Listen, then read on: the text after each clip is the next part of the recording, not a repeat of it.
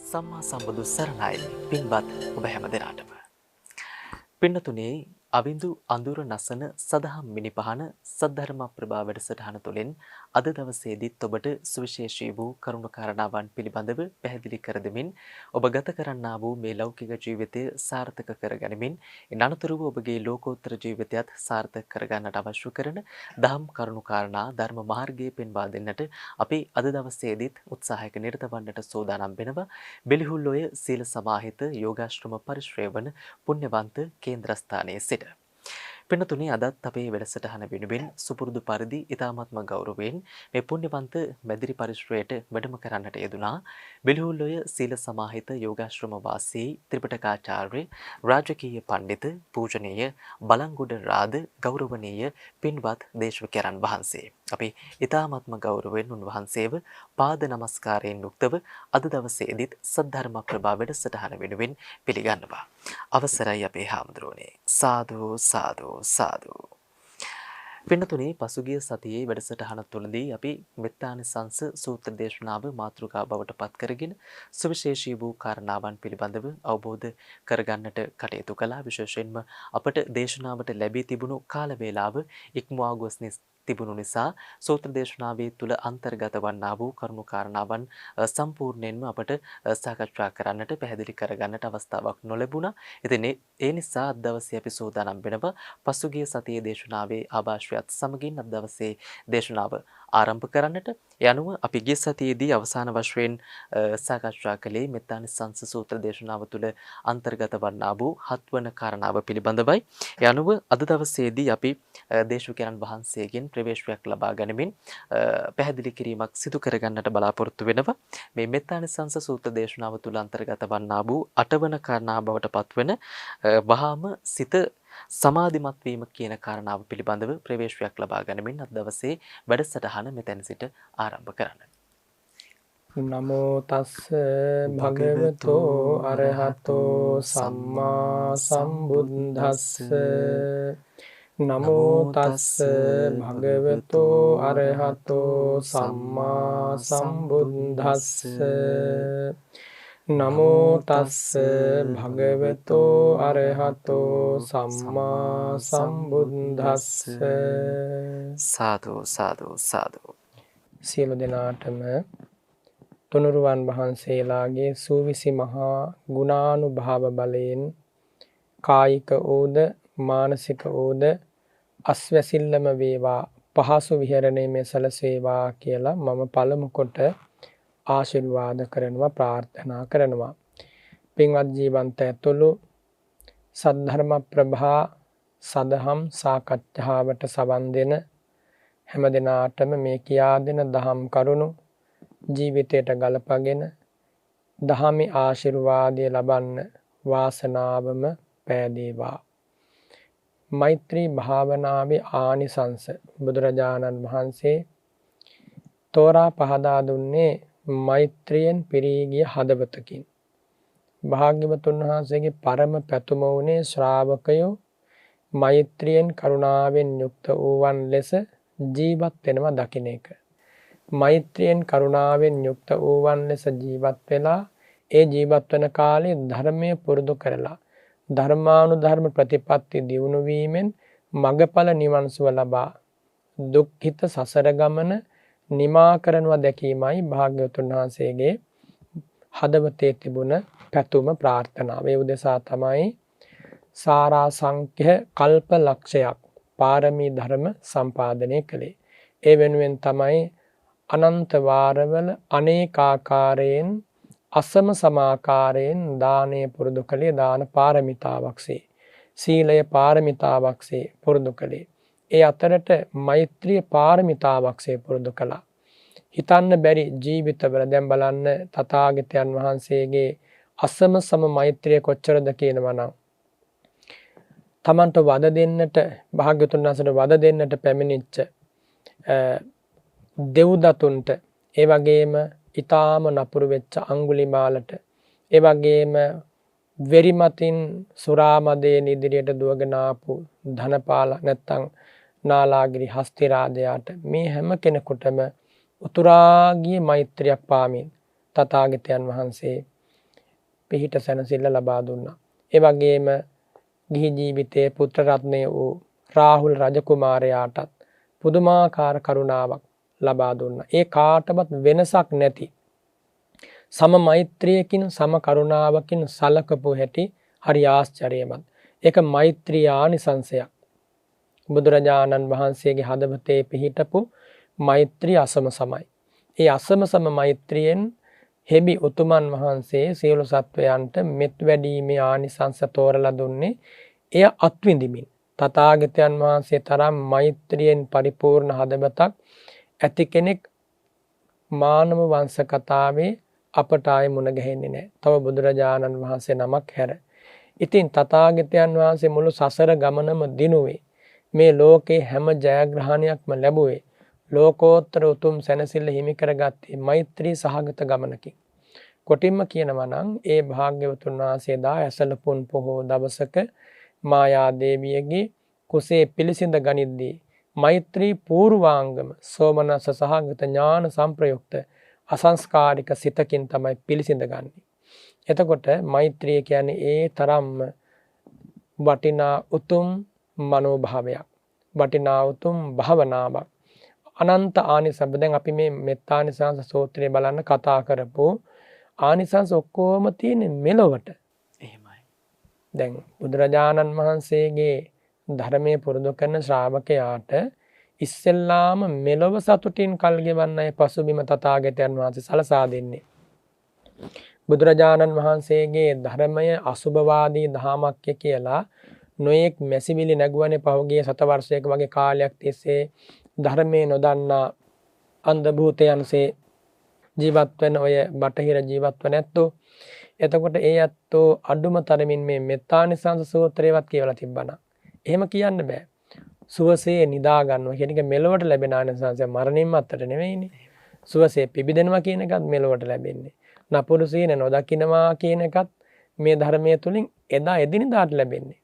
ඒ වගේම මිනිසුන්ට ප්‍රිය වෙනවා කියන එක, අමනුෂ්‍යයන්ට ප්‍රිය වෙනවා කියන එක, දෙවියෝ රැක ගන්නවා කියන එක, වසවිස ශරීරගත වුණත් අනතුරක් නැහැ. වසවිස කොටිම ශරීරගත වෙන්නේ නැහැ. ඒ වගේම ගින්නෙන්, ජලයෙන්, වදුරු වසංගත, රෝග පීඩා ආදියෙන් දුකක් එල්ල වෙන්නේ නැහැ මේ මෛත්‍රී වඩන ශ්‍රාවකයාට. එතකොට මේ ටික ඔක්කොම මේ ජීවිතයේ අදාද එදිනෙදා කටයුතු වලදී ලැබෙන ආනිසංස අස්වැසිලි.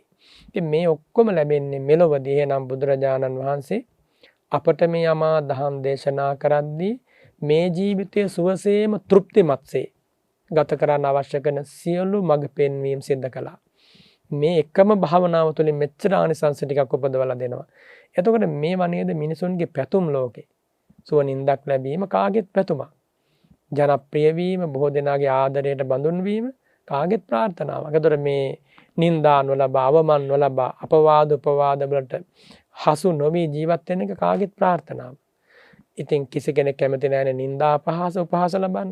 ඉතින් ඒවා නොලබා ඉන්න ඕනි නම් අනිවාර්යයෙන්ම මෙත් වැඩීමයි කළ යුත්තේ. ඒ වගේ තමයි දැන් දෙවියන්ගේ රැකවරණය ලබන්න මිනිස්සු මොනතරම් දේවල් කරනවද? දිව්‍ය ලෝක දෙවියන්ගේ පිට ලබන්න කියලා පූජා තියෙනවා, නොයෙක් ආකාරي යාග හෝම කරනවා. එහෙම කළා කියලා දෙවියන්ගේ පිට ලැබෙනවා කියලා බුදුරජාණන් වහන්සේ දේශනා කළේ නැහැ. දෙවියන්ගේ පිට ලබන්න නම් මෙත් වඩන්න කියලායි දේශනා කළේ. හොඳට මෙත් වඩන්න කියලා. දෙවියන්ගේ පිට ලබන්න, දෙවියන්ගේ ආශිර්වාද, දෙවියන්ගේ ආරක්ෂාව ලබන්න නම් දෙවිවරුන්ට පහම්පත්තු කරන්න කියලා දේශනා කළා නැහැ. පූජාවට රැගෙන ගිහිල්ලා පූජා තබන්න කියලා දේශනා කළා නැහැ. නමුත් පරම්පරාවෙන් එන විවිධාකාරයේ අමනුෂ්‍ය කොටාස වලට කරපු පොද සත්කාර තියෙනවා. ඉතිහාසයේ නම් ඒවා පිරිහෙලන්නත් එපා කිව්වා. ඒවා ඒ විදිහට කරගෙන යන එක අපරිහානීය ධර්මයක් ලෙස අපරිහානීය සූත්‍රවල දේශනා කළා. ඉතින් ඒ නිසා දෙවිවරුන්ගේ පිහිට ආරක්ෂාව රැකවරණය ලබන්න බලාපොරොත්තු වෙන අය මෙත් වැඩීමෙන් මෙලොව සාර්ථක කරගන්න පුළුවන්. මෙලොව ජීවිතය යහපත් කරගන්න පුළුවන්. ඊළඟට දැන් අපි කතා කළානේ ගිය සතියේ ගින්නෙන්, වසවිස වලින්, වදුරු වසංගත වලින් කරදරයක් වෙන්නේ නැහැ කියලා. ඕන තරම් දෘෂ්ටාන්ත තියෙනවා මේ ශාසනයේ. ඒ කාලේ එක මේ රජ බිසවක් අල්ලගත්තා සතුරු රජෙක් විසින්. ඉතින් අල්ලගනිද්දී ඒ සතුරු රජතුමා ඒ බිසවගේ රජතුමා නැත්තම් ඒ රජතුමා ඝාතනය කළේ රජතුමාගේ බිසව අල්ලගත්තා. අල්ලගෙන කිව්වා ඔබ මගේ දේවිය බවට දැන් පත් වෙන්න ඕනේ අදිනම් කියලා. ඉතින් ඒ වෙලාවේ දේවීන් වහන්සේ කියනවා මට මෙච්චර කාලයක් කන්න බොන්න දීපු මාව පෝෂණය කරපු මට ආදරය ලබා දීපු මගේ ස්වාමියා නැත්නම් රජතුමා ඝාතනය වුණා. ඒ රජතුමා ඝාතනය වුණාට පස්සේ මම ඔබ සමග කිසිදාක දීඝ කන්න බලාපොරොත්තු වෙන්නේ නැහැ කිව්වා. එසේ මම කැමති වෙන්නේ නැහැ. මට ඉසුරු සම්පත් ලබා දීපු ඉසුරු මත්භාවය ලබා දීපු රජතුමාට මම ඒ කරන්න එහෙම වුණොත් අපහාසයක් මම කැමති නැහැ කිව්වා. කිසිසේත්ම කැමති වුණේ නැහැ. අවසානයේ රාජපුරුෂයෝ විශාල ගින්නක් අවුලවලා විශාල ගින්නක් අවුලවලා කකුල් දෙකනුයි අත් දෙකනුයි අල්ල මේ දේවිය විසිකලා.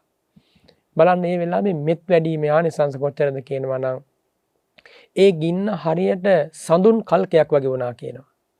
ඒ ගින්න පලාගෙන නෙළුම් මලක් වගේ පැන නැගිලා ඒ දේවිය පිළිගත්තා. අඩුම තරමින් නූල් පොටකටවත් හානියක් වුණේ නැහැ. රජතුමා මවිතයටපත් වුණා. එදා ඉඳන් අම්මා කෙනෙක්සේ සැලකුවා කියන වැඳුම් පිදුම් කළා කියනවා. මෙත් වැඩිීමේ ආනිසංස. ඉතින් ඒ නිසා අදත් ඒ ආනිසංස ලබන්න පුළුවන්. මහා ගින්න සිසිලක් වෙනවා මෛත්‍රී වඩද්දී. ඉතින් ඔය ටික ඔහොම සිද්ධ වෙද්දී ඊළඟට මේ ලෝකෝත්තර භූමියට ප්‍රවේශ වෙන්න මේ මෛත්‍රී හරි උපකාරක ධර්මයක්. අපි අපේ ජීවිතවල තියෙනවානේ අපට සැනසීම අහිමි කරන සිත කෙලසන නීවරණ ධර්ම පහක්. ඒක එකක් තමයි ව්‍යාපාද නීවරණය. ඒ ව්‍යාපාද නීවරණයට ඉඳුරාම ඍජුව ප්‍රතිපක්ෂ ධර්මය තමයි මෛත්‍රිය. එතකොට සිත සමාධිමත් කරන්නට නම් සිතට ඒ සමාධියට ප්‍රතිවිරුද්ධ බලපෑම් අයින් කරන්නට ඕනනේ.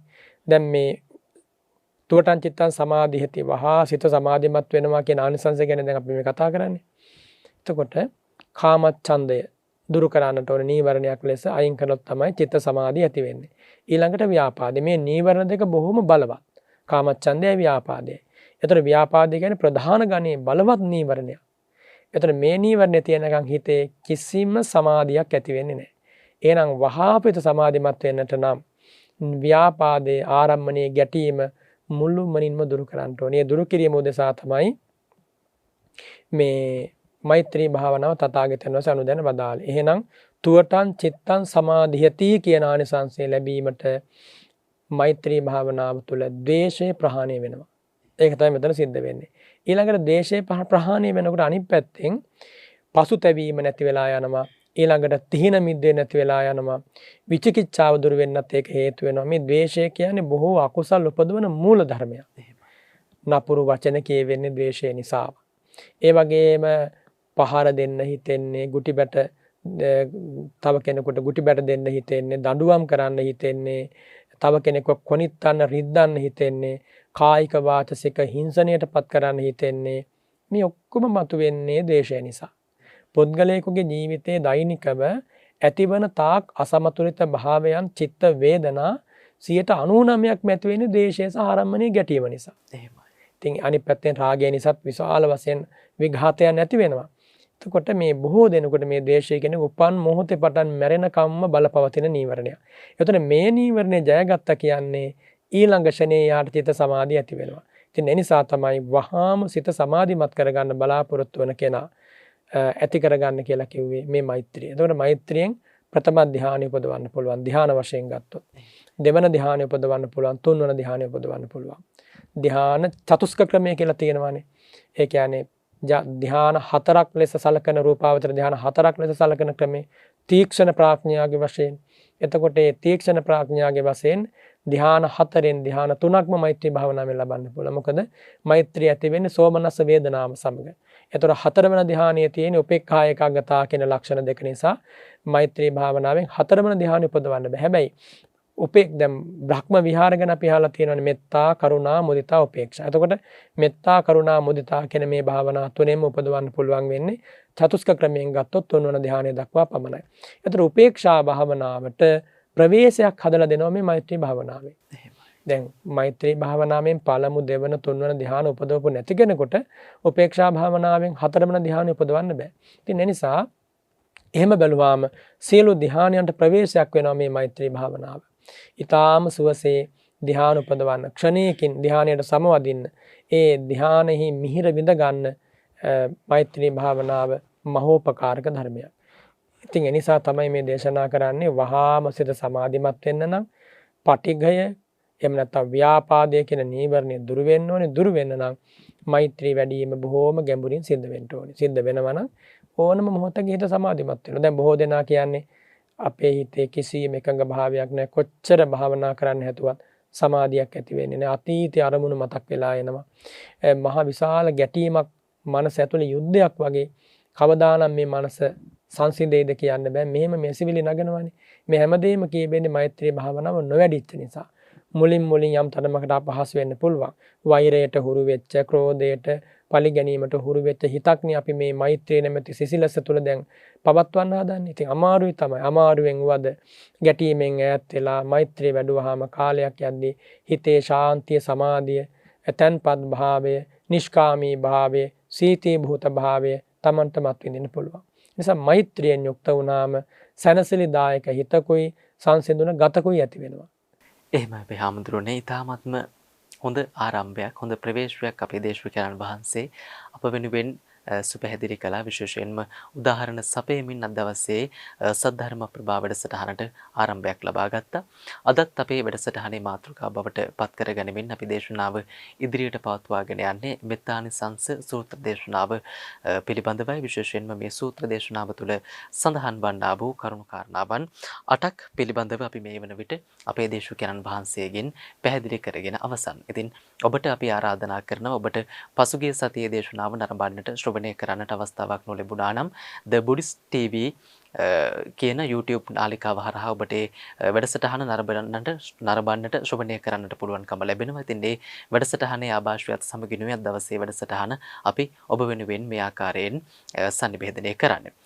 ඊළඟට මෙත්තානිසංස සූත්‍ර දේශනාව තුළ අන්තර්ගත වන්නා වූ කාරණාව ඊ타ත්ම බොහෝ දිනකටම කාලෝචිත වැදගත් කරුණු කාරණාවක් බවට පත්වේවි. මෙහි අන්තර්ගත වන්නා වූ නවවන කාරණාව බවට පත්වන්නේ මුහුණේ වර්ණය පැහැපත් වීම කියන කාරණාව.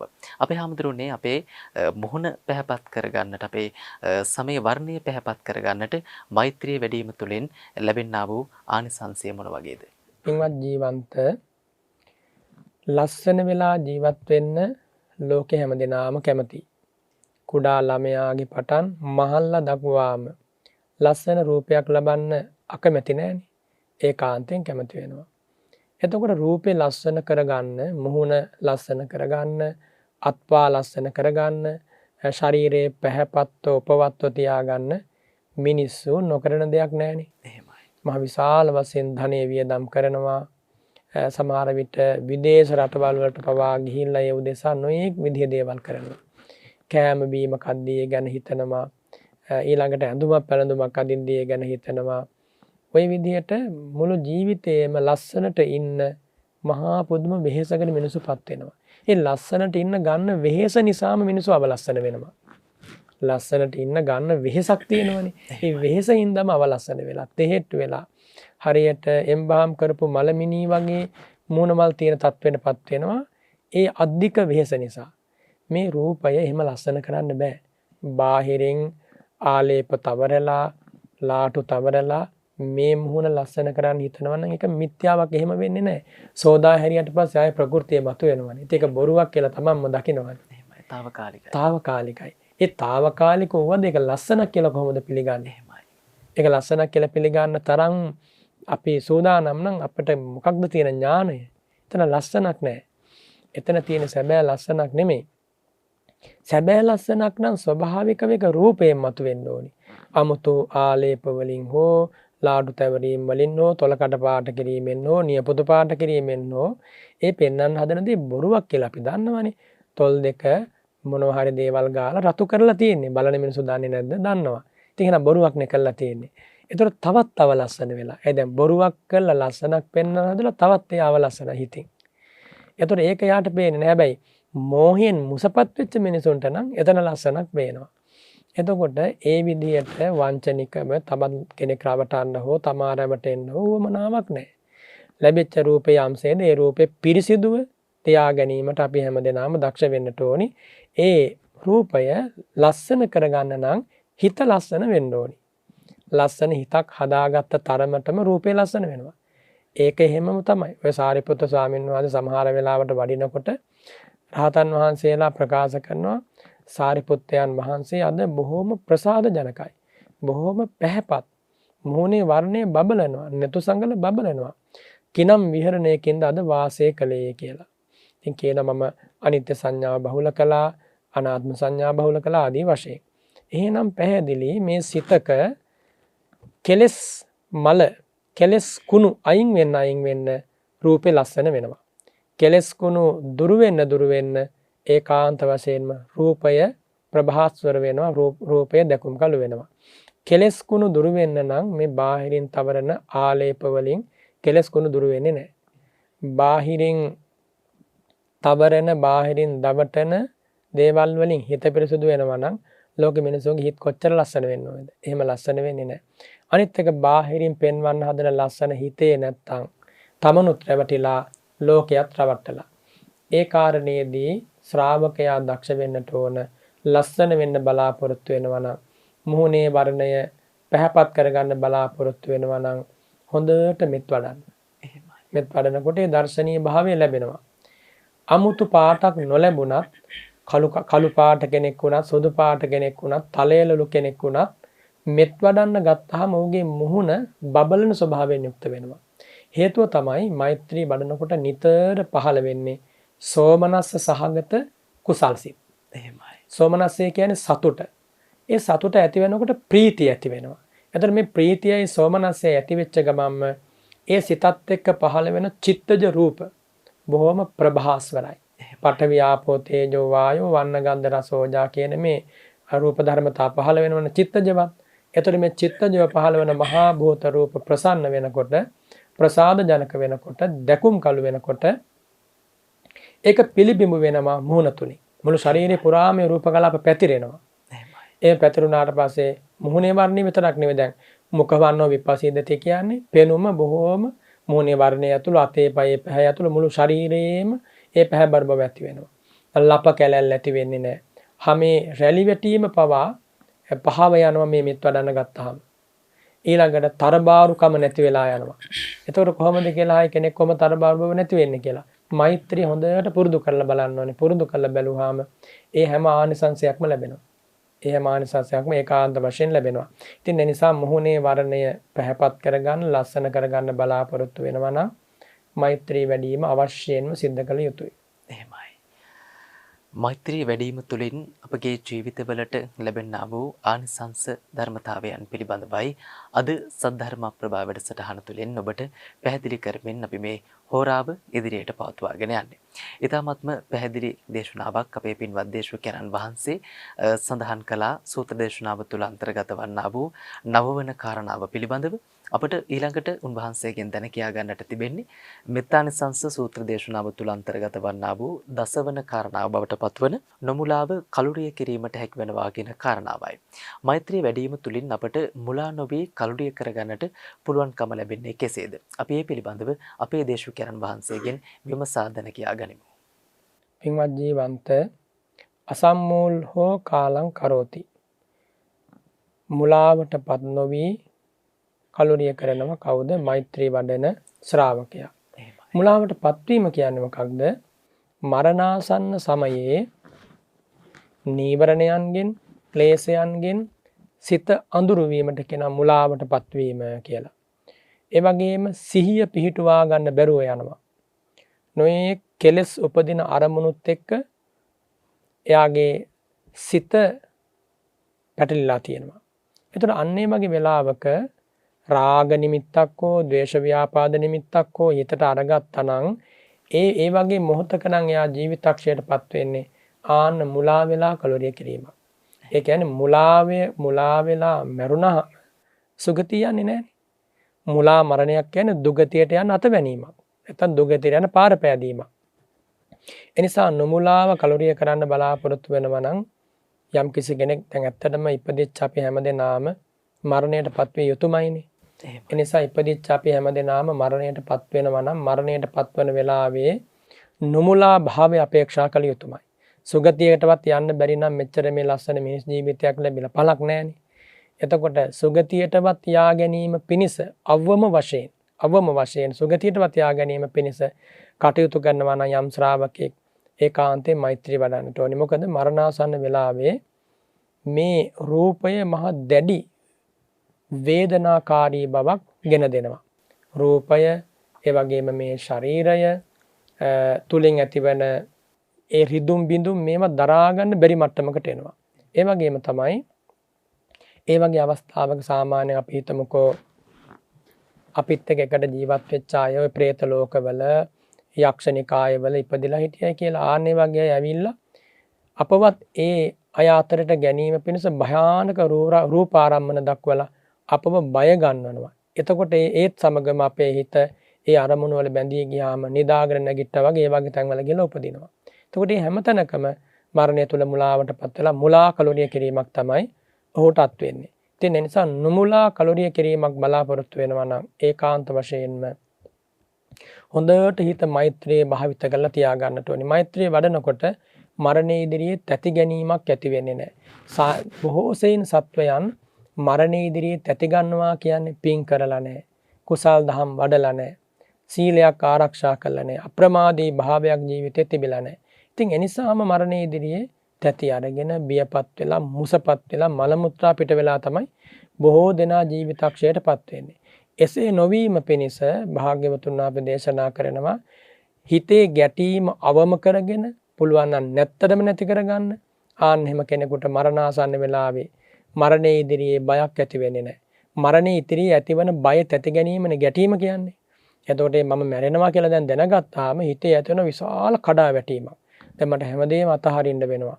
මේ සියලු දේවල් දුරු කර දාලා දැන් මට යන්න වෙනවා. කොහොමද මම මේ දේවල් අතහරින්නේ? දරුවෝ ගැන සිහි වෙනවා. ඊළඟට කාපු බීපු දේවල් ගැන ගියපු ගමන් බිමන් ගැන, ඊළඟට තමන්ගේ භාර්යාව ගැන, ස්වාමියා ගැන, දේපල වස්තුව ගැන සිහිපත් වෙනවා. ඒතර මේවා සිහිපත් වෙලා එයා මැරෙන වෙලාවට ආවහම හිතේ දැඩි, ඊටාම දැඩි කනස්සල්ලක්, පශ්චාත්තාපයක් මත තමයි මරණය යාට උරුම වෙන්නේ. ඒතර ඒ වගේ පසුබිමක මරණය උරුම වෙනකොට එයා සුගතියක යයි කියලා හිතන්න අමාරුයි. සුගතිය කියන්නේ නැහැ. මොකද ඇති වෙන්නේ මෝහයෙන්නේ, ඇති වෙන්නේ ව්‍යාපාදයෙන්, ඇති වෙන්නේ ගැටීමනේ. ඉතින් ඒ නිසා බුදුරජාණන් වහන්සේ දේශනා කරනවා නුමුලාව අභාව પ્રાપ્ત වෙන්න. සුවදායක මරණයක් ලබන්න. මරණය සුවදායක බවක් නැහැ. නමුත් සුවදායක මරණයක් ලබන්න බලාපොරොත්තු වෙනවා නම් ඒකාන්ත වශයෙන්ම මෛත්‍රිය හොඳට වඩලා තියෙන්නට ඕනේ. ඕනම අරමුණක් අභිභවනය කරන්න පුළුවන් වන ආකාරයෙන්, ඕනම අරමුණක් යටපත් කරන්න පුළුවන් වන ආකාරයෙන් මෛත්‍රී අරමුණ මතු කරලා තිවුණු ආයුධයක් වගේ, හොඳට කැපෙන ආයුධයක් වගේ මේ මෛත්‍රිය මුවහත් කරලා තියාගත්තාම මරණාසන්න වෙලාවේ ඇතිවන මර වේදනාව උවද දරා ගැනීමේ ශක්තිය ඒ ශ්‍රාවකයාට ඇති වෙනවා. අපි දැන් හැමදෙනාම ඉපදීම කියන සිදුවීමට මුහුණ දීලා ඉවරයි. ඒකාන්තයෙන්ම මරණයට තමයි දැන් මුහුණ දෙන්න තියෙන්නේ. එතකොට ඒ සිදුවීම ස්ථිරයි, නොබෝ දවසකින් වෙලාවක් කලාවක් අල්ලතුව නොදැන මරණය අප වෙත පැමිණෙනවා. පැමිණෙන ඕනම වෙලාවක මොනියම් වූ ආකාරයකින්, සමහර විට මහා පාරකද කියලා කියන්න බෑ.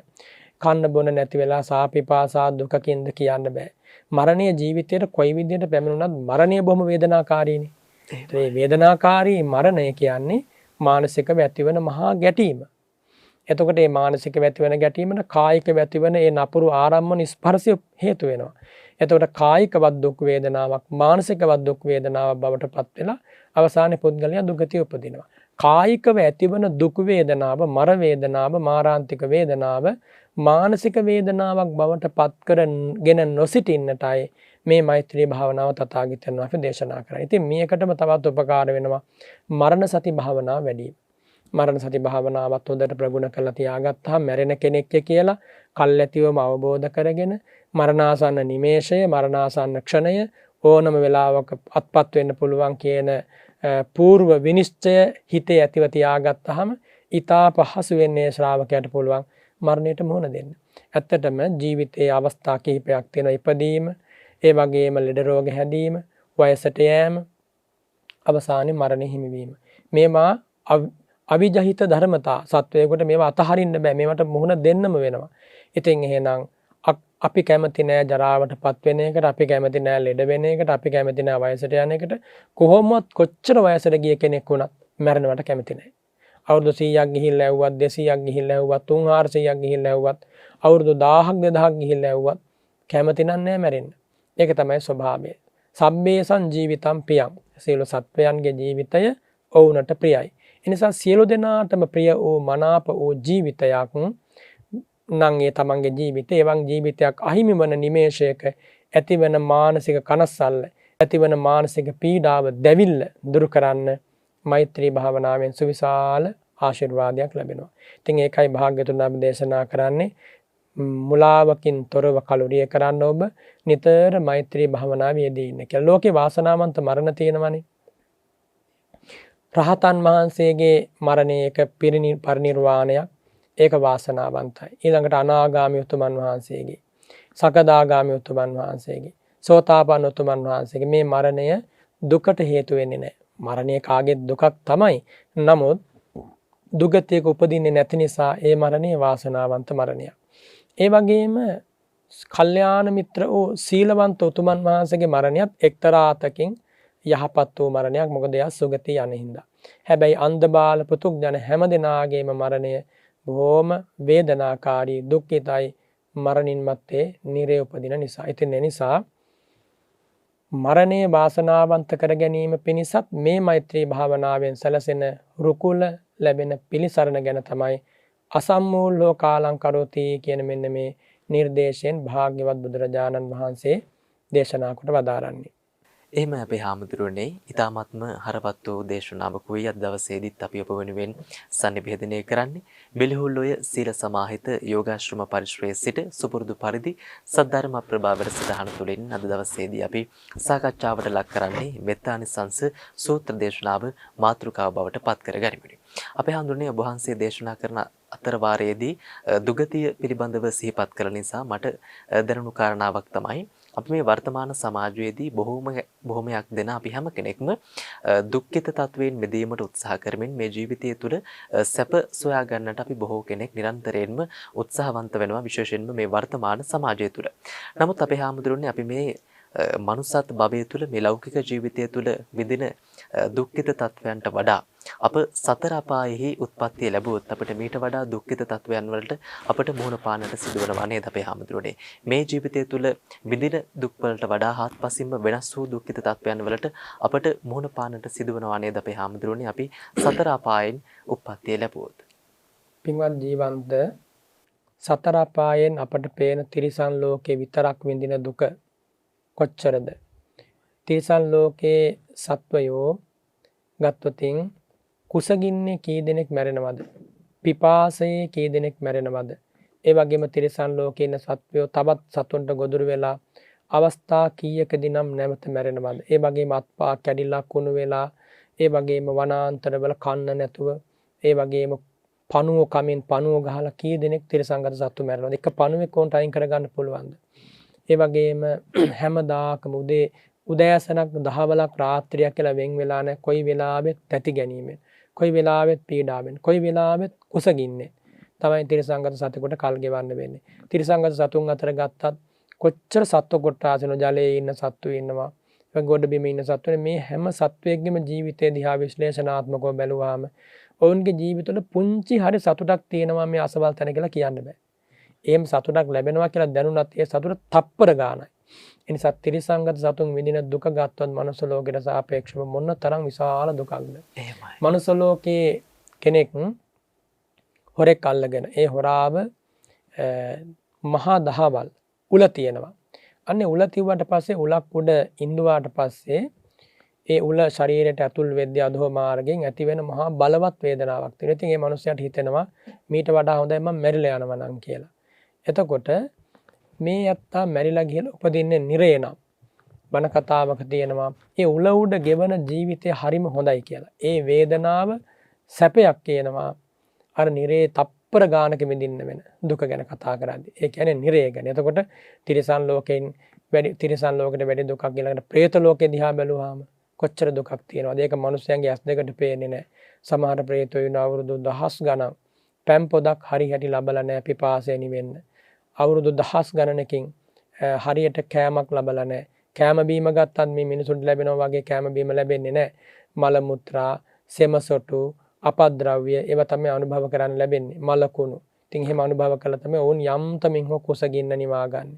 එතකොට මේ പ്രേත ලෝකයේ ඇති. සමහර වෙලෙ නිජ්ජාමතන්නික වගේ പ്രേත ලෝක තියෙනවා අසුරාපායන් බොහොම දුක්ඛිත. ඊළඟට අසුරාපාය. ඒකත් പ്രേත ලෝකයක්. කාලකංජික වගේ අසුරයෝ ඉන්නවා. ශරීර තියෙනවා මහ විශාල ශරීර. බඩ තියෙනවා මහ විශාල ප්‍රමාණයක. කට තියෙන ඉදි කට්ටක් වගේ. එතකොට ඒ වගේ ශරීර තියෙන අයට කවදාවත් කුස පිරෙන්න ආහාරයක් ගන්න ලැබෙන්නේ නැහැ. ඊළඟට නිරේ වැටුණාට පස්සේ මුළු ජීවිතේ පුරාවටම ගිනි දැල් මත පිච්චි මුළු ජීවිතේම ආයේ තප්පරයක් නැහැ. මේ අසවල් තප්පරයේ දුකක් නැහැ. මේ වෙලාවේ නම් ගහක් යටට වෙලා පෑන් පොදක් පානය කරලා ඉන්න පුළුවන් කියලා එහෙම එකක් නැහැ. මුළු ජීවිතේ අවුරුදු ලක්ෂයක්ද දෙකක්ද තුනක්ද එහෙම ලක්ෂ දෙක තුනෙන් පිරිසිඳින්නට බෑ. නිරේ ආයුෂ සමහරට කල්ප ගණන් මේ මුළු කල්ප ගානෙම තප්පරයක් නැතුව විඳින්න වෙන්නේ දුක්. ඔය තේමිය කුමාරයා පෙර ජීවිතේ අපේ මහබෝසතාණන් වහන්සේ අවුරුදු 20ක් රජකම් කරනවා මනුස්ස ලෝකේ. ඒ 20 වසරක් කරපු රජකම තුළ රැස් වෙච්ච පාපය නිසා අවුරුදු 20000ක් ඔසුපත් නිරයක පැහැෙනවා. එතකොට එහෙම ඔසුපත් නිරයක අවුරුදු 20000ක් පැහිලා ඇවිල්ලා තමයි තේමිය කුමාරයා කල්පනා කරන්නේ මේ රජකම නම් මට ආයෙපා. කොහොම දුන්නත් මට රජකම එපා කියලා ඒ ජාති ස්මරණ ඥානෙ පහළ වුණා. ඉතිහාසය දැකපු නිසා රජකම බාර ගන්නට ඇති අකමැත්ත නිසා 16 අවුරුද්දක් අන්ධයෙක් ගොළුෙක් පිළෙක් මම්මණියෙක්සේ හිටියා. ඒ නිසා මේ නිරය කියන්නේ දුගතිය කියන්නේ සැප ඇති තැනක් නෙමෙයි. මනුස්ස ලෝකේ තියෙන ලොකුම දුක මනුස්ස ලෝකේ තියෙන යම් ලොකුම දුකක් ගත්තොත් නිරය වගේ ගියපු කෙනෙකුට ඒක ලොකුම සැපයක්. ඉතින් ඒ නිසා දුගතියේ වැටුණාට පස්සේ කතා කරලා වැඩක් වෙන්නේ නැහැ. නිරේ වැටුණාට පස්සේ පිහිටක් නැහැ. නිරේ වැටුණාට පස්සේ අපිව බේර ගන්න අපට බණ කියන්න උපදෙස් දෙන්න සිල්වත් වෙන්න කියන්න කවුරුවත් වෙන්නේ නැහැ පිටුපස්සේ. ඒ වගේම යාහළු වාරි මිත්‍රයෝ වාරි ලං වෙලා හිටපු අය ආයෙ නිරේ වැටිච්ච දවසට අපිව බේර ගන්න එන්නේ නැහැ. ඒ නිසා නිරේ වැටිච්ච දවසට බේර ගන්නත් බෑ කාටවත්. එහෙමයි. තමන්ගේ කර්මයට නිරේ වැටුනහම තමන්ගේ කර්මයට දුගතිය වැටුනහම විඳවන්න වෙනවා. එතකොට ආත්ම භාව කීයක්ද කියන්න බෑ. ඒ නිසා නිරේ වැටෙන්නට පෙර ආතුව බුදුරජාණන් වහන්සේ වදාළ මේ ධර්මයේ පුහුණු වුණාම දුගති බයත් නැති කරගෙන සුගතියත් විවර කරගෙන නිවන් දකින්නට මේ ජීවිතය තුලදීම වද ශ්‍රාවකයාට වාසනාව පාද ගන්න පුළුවන්. එහෙම අපි හාමුදුරුවනේ ඉතාමත්ම පැහැදිලිව වහන්සේගේ පැහැදිලි කිරීම විශේෂයෙන්ම මේ ජීවිතය තුළ අපි හැම කෙනෙක්ම සුවෙන් ජීවිතය ගත කළ යුතුයි.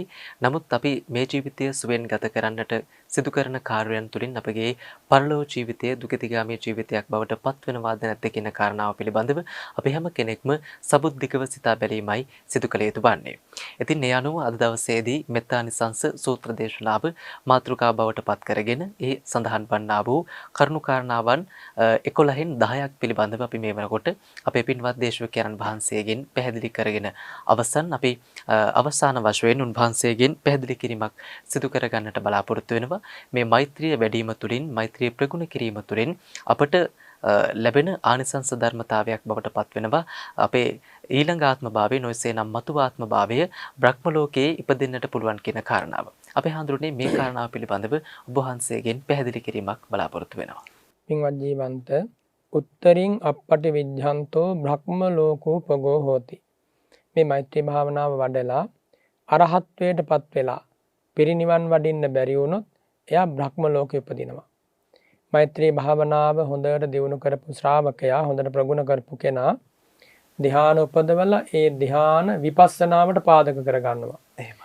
පළමු හෝ දෙවන හෝ තුන්වන ධ්‍යානෙ උපදවලා ඒ ධ්‍යානෙ විපස්සනාවට පාදක කරගෙන නාම රූප පරම්පරාව විදර්ශනා කරලා අනිත්‍යානුපස්සනාවෙන් හෝ දුක්ඛානුපස්සනාවෙන් හෝ එහෙම නැත්නම් අනාත්මානුපස්සනාවෙන් නිවන් දොර විවර කර ගන්නවා. එතකොට සෝවාන් ආදී මඟඵල ලබා උපරිම වශයෙන් ගත්තොත් අරහත්ත්වයටපත් වන මේ ජීවිතයෙන්ම ඒ භව ගමන නිමාවටපත් වෙනවා. අනාගාමී හෝ සකදාගාමී හෝ සෝතාපන්න වෙච්ච කෙනෙකුට ඒ ධ්‍යාන ශක්තියක් තියෙ වෙනවා නම් ඒකාන්ත වශයෙන්ම මරණින් මත්තේ තමන් අභිමත බ්‍රහ්ම ලෝකයක උපදින්න පුළුවන්. හැබැයි අනාගාමී උතුමන් වහන්සේ නමක් නම් ඒකාන්තයෙන් පංච සුද්ධාවාසයන්හි තමයි උපදින්නේ. එහෙම උපදින්න පුළුවන්. එතනින් මෙහා මාර්ගඵලලාභී කෙනෙක් වුණොත් සුගතියක ඉපදීමේ භාග්‍ය වාසනාව යාට හිමි කර ගන්න පුළුවන්. මෙතන මේ බ්‍රහ්ම ලෝකේ ඉපදෙනවා කියලා කිව්වේ මෛත්‍රී ධ්‍යාන උපදවාගත් ශ්‍රාවකයා. අපි හිතමු මගඵල ලැබලා නැහැ කියලා. මගඵල නොලබා තිබුණත් මෛත්‍රී ධ්‍යාන බලයෙන් බ්‍රහ්ම ලෝකේ උපදින අපේ ඔය භාග්‍යවත් බුදුරජාණන් වහන්සේ පෙර සංසාර ගමන එක්තරා ජීවිතයක එක්තරා ආත්ම භාවයකදී තාපසවරයෙක් ලෙස සුනෙත්ත නම් වූ මහා 이르දිමත් තාපසතුමා ශාස්ත්‍රෝන් වහන්සේ ලෙස ඉපදිලා ඉන්න කාලේ අපේ මහා බෝසතාණන් වහන්සේට විශාල ශිෂ්‍ය පිරිසක් හිටියා. ඉතින් මේ ශිෂ්‍ය පිරිස හැමදෙනාටම මෛත්‍රී භාවනාවන් ඉගැන්නුවා. බොහෝ භාවනාවන් ඉගැන්නුවා. උගන්වලා අපේ ආචාර්ය වූ මහා බෝසතාණන් වහන්සේ මෛත්‍රී භාවනාව අවුරුදු 7ක් ප්‍රගුණ කළා. ධ්‍යාන මට්ටමට දියුණු කළා. ඉතින් ඒ ජීවිතෙන් පස්සේ බ්‍රහ්ම ලෝකෙ ඉපදුනා. සංවට්ට විවට්ට කල්ප 7ක් මේ මෛත්‍රී භාවනාවේ ආනිසංස වශයෙන් බ්‍රහ්ම ලෝකෙන් පහළට ආවේ නැහැ.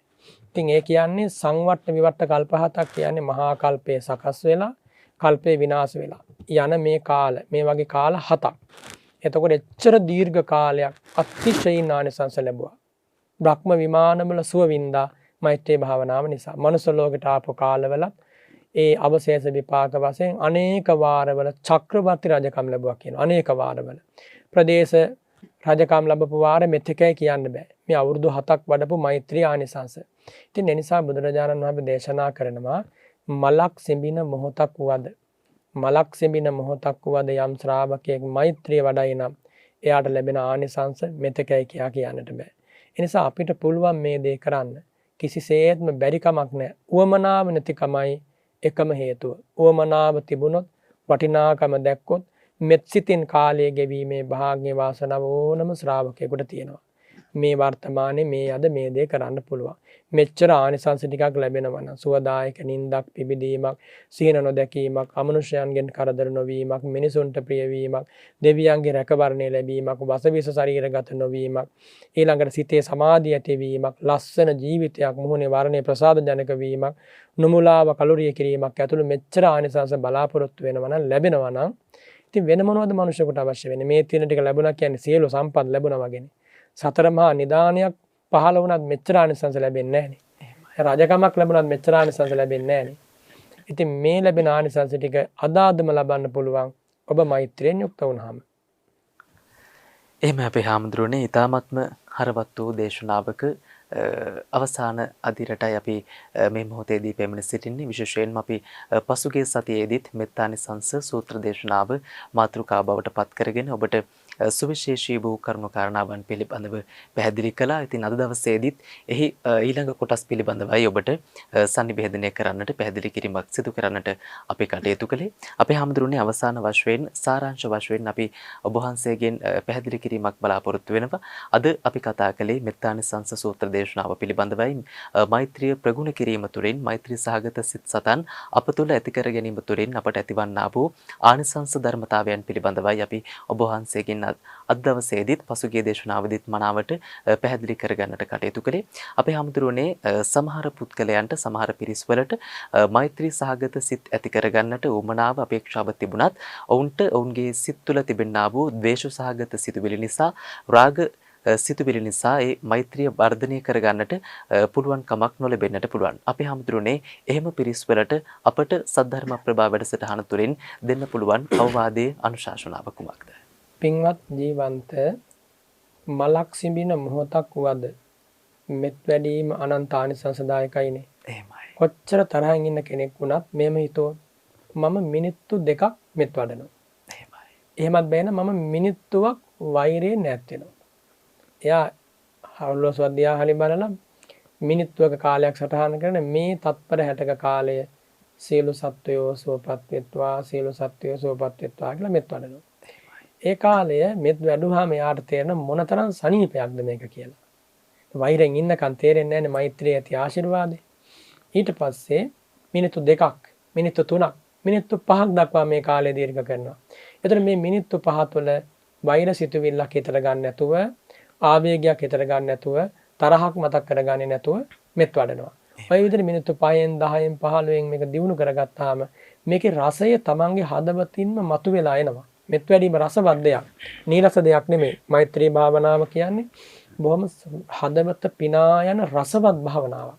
එපා වෙන ස්වභාවයක් නෙමෙයි. රසය හඳුනන්නේ නැති කෙනෙකුට රසය කාවත් දන්න බෑ.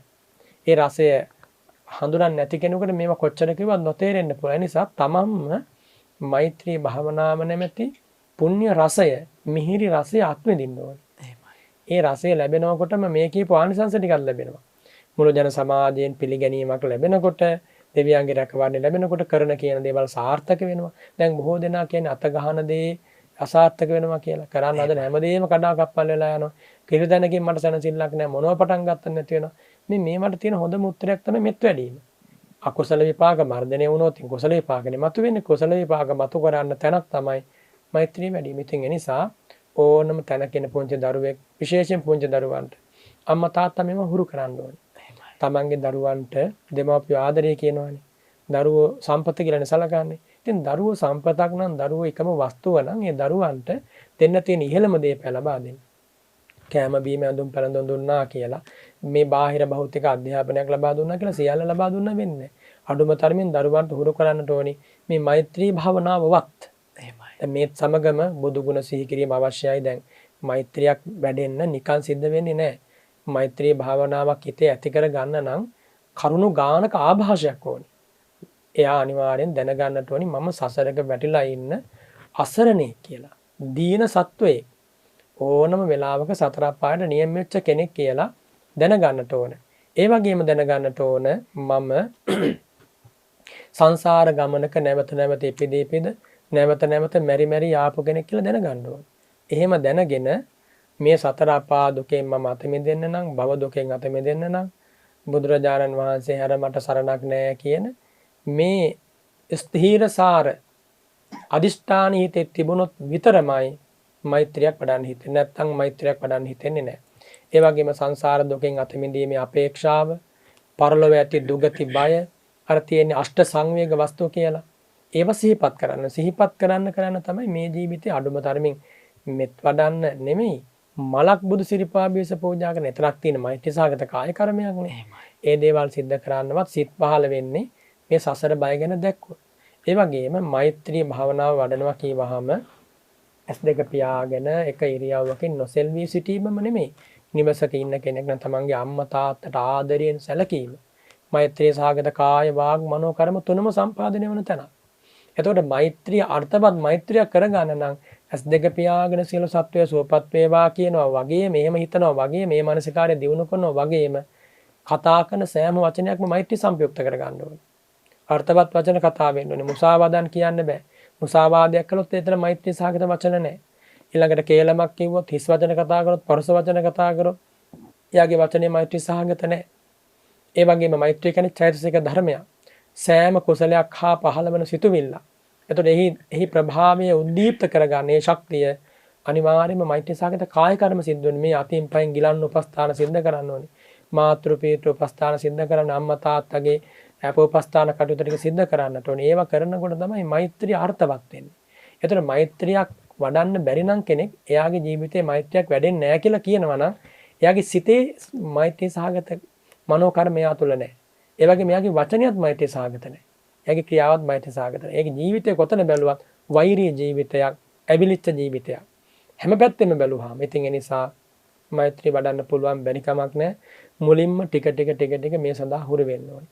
ඒ කියන්නේ මෛත්‍රිය සමග කරුණාව, මෛත්‍රිය සමග මුදිතාව මේ විදිහට සාමාන්‍ය ජන සමාජයක ජීවත් වෙන්නේ තමන්ගේ සැපය තමන් අපේක්ෂා කරනවා වගේම අන් සත්වයන්ගේ සැපය, පහසු විහරණය, සුවය, ශාන්තිය, සතුටත් අපි අපේක්ෂා කරන්නේ. මේ අපේක්ෂාව තුල ඉඳගෙන ජීවත් වෙන්න ඕනේ. මේ අපේක්ෂාව තුල ඉඳගෙන වචන කතා කරන්න ඕනේ. මේ අපේක්ෂාව තුල ඉඳගෙන මේ ජීවිතේ ජීවත් කරවනකොට මුළු ජීවිතේම මෛත්‍රී සම්ප්‍රයුක්ත ජීවිතයක් වෙනවා. ඉතින් ඒක නිසා මේ මෛත්‍රී වඩන්න පුළුවන්. මෛත්‍රිය ඇති මිහිර ඉස්සෙල්ලාම දැනගන්න ඕනේ. එහෙම අපේ හාමුදුරනේ බොහෝමත්ම පින් ඔබ වහන්සේට අපට මෙවැනි වූ කරුණු කාරණාවන් පැහැදිලි කර දෙමින් මේ මුළු මහත් සමාජයේම සාර ධර්ම ගුණ ධර්ම වලින් පිළි සමාජයක් බවට පත් කරන්නට ඔබ වහන්සේ දරන ප්‍රයත්නයට මෛත්‍රිය වැඩිම තුළින් අපට මෙලොව ජීවිතයේ වගේම පරලොව ජීවිතයේදී අපට ලැබෙනා වූ ආනිසංස ධර්මතාවයන් පිළිබඳවයි අද සද්ධර්ම ප්‍රභා වැඩසටහන තුළින් ඔබට sannivedanaය කරන්නට අප කටයුතු කළේ. විශේෂයෙන්ම අපේ දේශකයන්න් වහන්සේ දේශනා අතරතුර සිහිපත් කළා මෛත්‍රිය පිළිබඳව අපට ලබා ගන්නට පුළුවන්, දැක ගන්නට පුළුවන් හොඳම උදාහරණය සහ එකම උදාහරණය බවට පත්වන්නේ අපේ ශාන්ති නායක ලෝතුරා සම්මා සම්බුදුරජාණන් වහන්සේ පමණක් බව.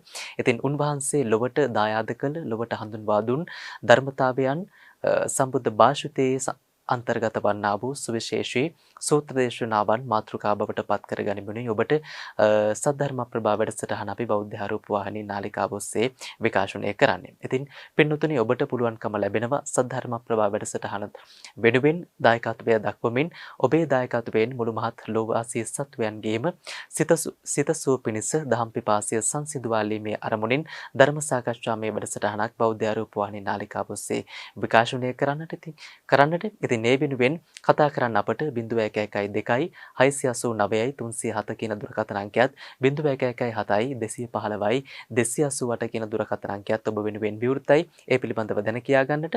එහෙමනම් ඒ පිළිබඳවත් ඔබට සිහිපත් කරමින් අද දවසේ සද්ධර්ම ප්‍රභා වැඩසටහන නිමාවටපත් කරන්නට සූදානමින් අද දවසේ දේශනා වෙනුවෙන් ස්වකීය දායකත්වයේ ගනිමින් කටයුතු කළ පින්වතුන් පිරිසට ඔවුන්ගේ අරමුණු පැහැදිලි කරමින් පුණ්‍යානුමෝදනාවන් සිදු කරන්නට අපේ ගෞරවනීය දේශකයන්න් වහන්සේට নমස්කාර පූර්වකව ආරාධනා කරනවා. අවසරයි අපේ හාමුදුරුවනේ.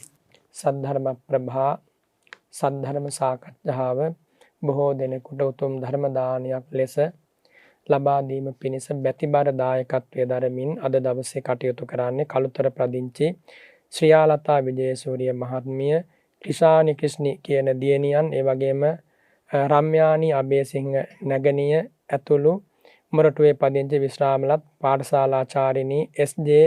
නේපාලිද සිල්වා මහත්මිය කියන මේ පින්වත් පිරිස බොහොම ශ්‍රද්ධාවෙන් ඒ බැතිබර දායකත්වයේ දරමින් මේ අතු බලාපොරොත්තු වෙනවා 2017 ජුනි මාසේ 25 වන දින මියගිය එච්.එම්.කේ විජේසූරිය ඒ විශ්‍රාමික විදුහල්පතිතුමාට පින් අනුමෝදන් කරන්නට, ඒ වගේම විනිප්‍රීඩා පරමානන්ද 2017 මෙම මාසේ 1 වන දින අපහව ප්‍රාප්තිය ආච්චියම්මට පුණ්‍යානුමෝදනා කරන්න බලාපොරොත්තු වෙනවා.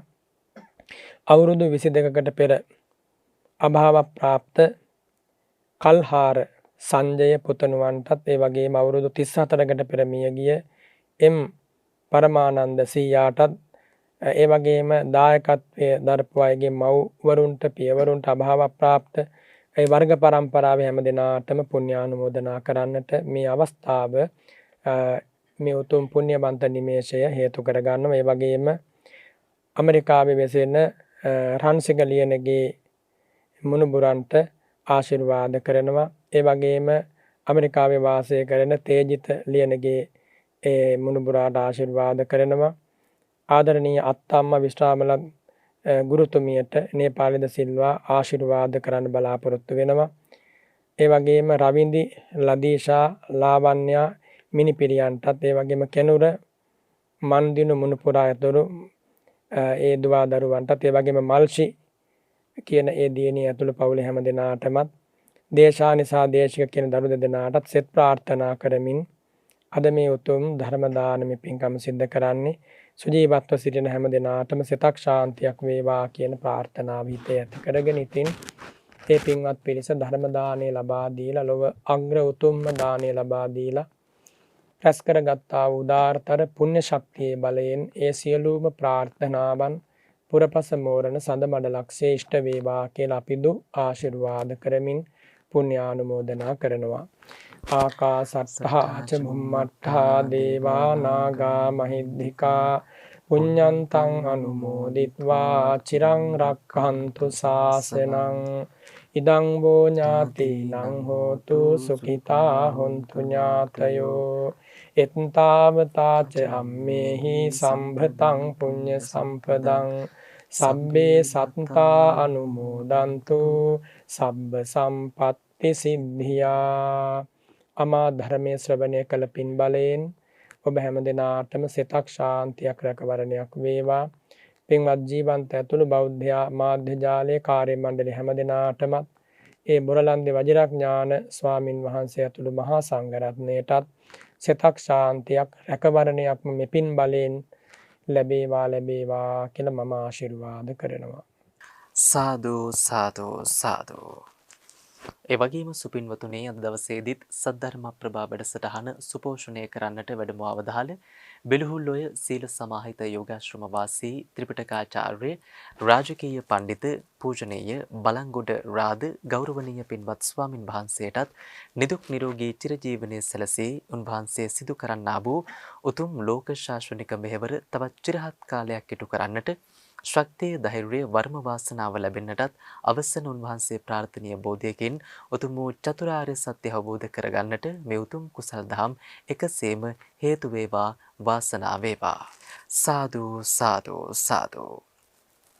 එහෙමනම් ඒ උතුම් ප්‍රාර්ථනාවත් පෙරදරි කරගනිමින් අද දවසේ සද්ධර්ම ප්‍රභා වැඩසටහන අපි මෙතකින් නිමවටපත් කරනවා. විශේෂයෙන්ම වැඩසටහන වෙනුවෙන් අපට අනුශාසකත්වයේ සපයන පූජනීය රෙදිමාලි අධ්‍යය සුසන්ත ගෞරවනීය පින්වත් ස්වාමින් වහන්සේටත් පුණ්‍යානුමෝදනාවන් සිදු කරමින් ලබන සතියේදීත් තවත් සුවිශේෂී වූ සාකච්ඡාමය වැඩසටහනක් ඔබ වෙනුවෙන් sannivedanaye කිරීමේ බලාපොරොත්තු වෙන්නේ අපි මෙලෙස ඔබෙන් සමුගන්නේ. ඔබ හැම දිනාටම උතුම් සම්මා සම්බුදු සරණයි.